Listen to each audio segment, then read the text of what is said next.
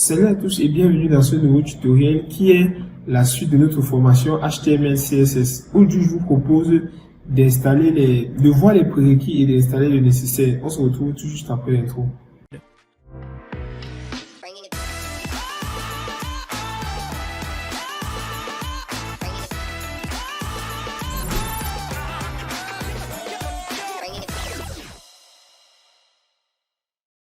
Tout au long de notre formation, nous allons travailler avec deux outils qui sont presque indispensables à notre évolution. Je parle ici d'un éditeur de code et d'un navigateur.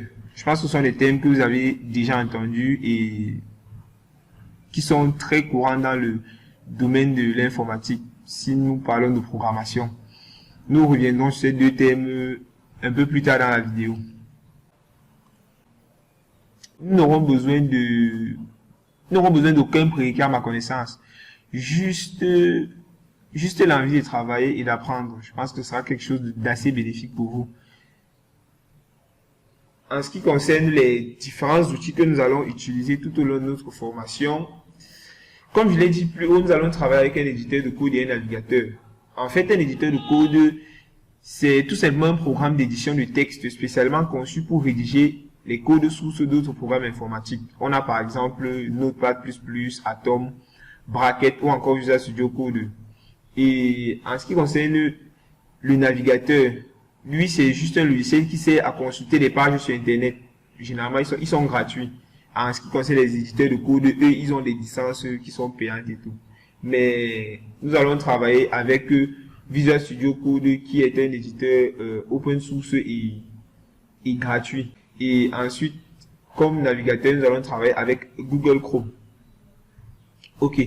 Maintenant, essayons un peu de regarder comment on installe tout ça. Moi, j'ai déjà tout installé, donc je vous montre juste comment obtenir les logiciels. Et après, la procédure d'installation, elle est assez classique. Donc, vous aurez juste à suivre les instructions à la lettre et on sera bon. Laissez-moi, je ferme ça.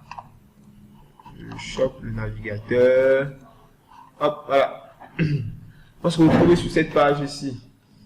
Vous avez juste à taper Visual Studio Code dans la barre de recherche et le premier lien que vous allez voir dans le Visual Studio Code, vous cliquez dessus et vous aurez ça. En fonction, si vous êtes sur Windows, Mac ou sur Linux, vous allez prendre l'installable qui vous correspond. Pour ma part, je suis sur Windows, donc je vais cliquer sur Windows ici. Blablabla. Et hop, une fenêtre de téléchargement s'ouvre chez moi. Et je vais cliquer sur démarrer.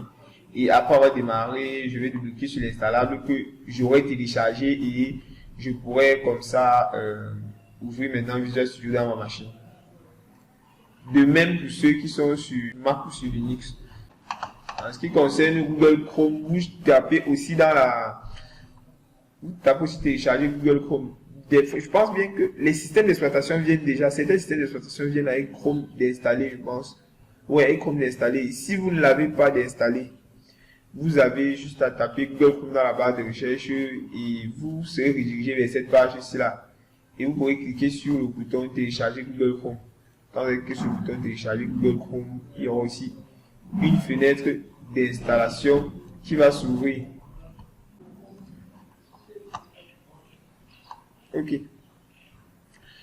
Une fois les différents outils installés, il est temps de commencer à les utiliser. Donc, pour le coup, nous allons créer notre première page web. Laissez-moi trouver un dossier vide dans cette machine. Allez.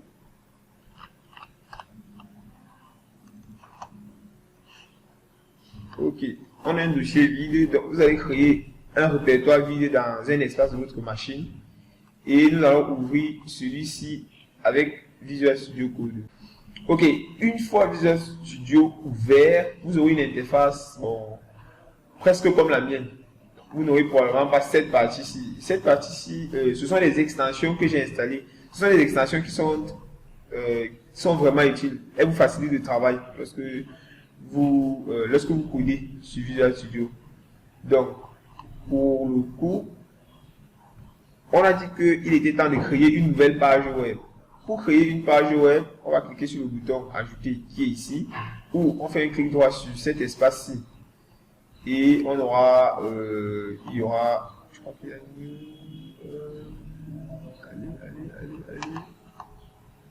Voilà, il y a un nouveau fichier. On clique sur nouveau fichier et on va appeler le fichier index.html. Très important. Une page web, c'est un fichier qui aura l'extension h.html. Donc, pour faire une page web, vous aurez juste à créer un fichier, n'importe lequel, et à la fin, vous mettrez l'extension .html. Maintenant, si l'on reprend ce qu'on a vu dans la dernière vidéo, nous avons vu qu'une page web avait plusieurs parties. Donc, là, j'utilise une extension que l'on appelle emmet. C'est elle qui me génère le code de base d'une page web. Et je pense qu'on a essayé de voir chacun de ces éléments la dernière fois. Donc, on va mettre en termes de titre ma première page. Et tout ce qu'on va faire ici, c'est mettre un paragraphe. On va mettre un paragraphe. Allez. Bonjour le monde. Et ce qu'on va aller faire, c'est, on va aller essayer de lancer notre fichier. Donc, on va cliquer sur notre dossier et on va tout simplement double-cliquer sur notre fichier.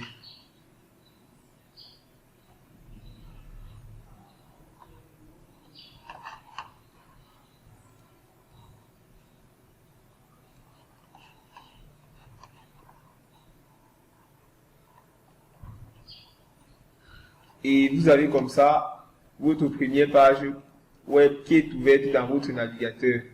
Le titre qu'on l'a mis, si vous remarquez ici, c'est ce titre-là qui s'affiche. Et on a bien notre paragraphe « Bonjour le monde ».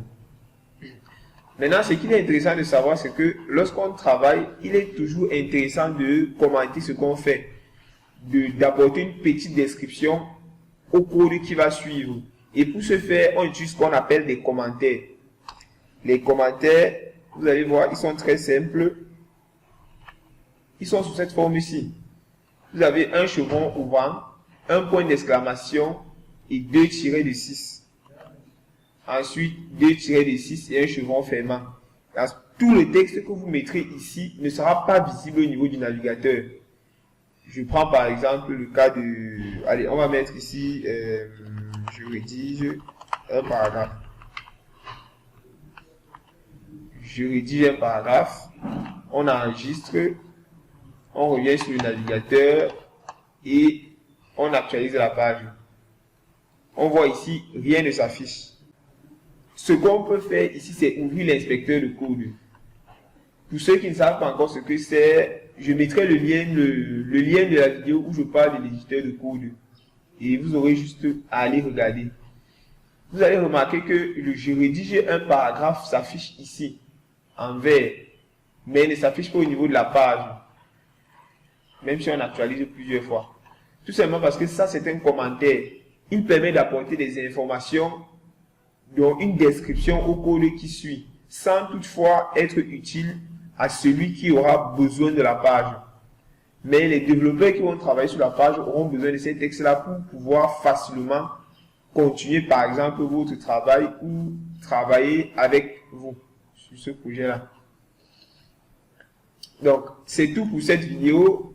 On se dit à plus dans une nouvelle vidéo où nous parlerons un peu de ce code-ci.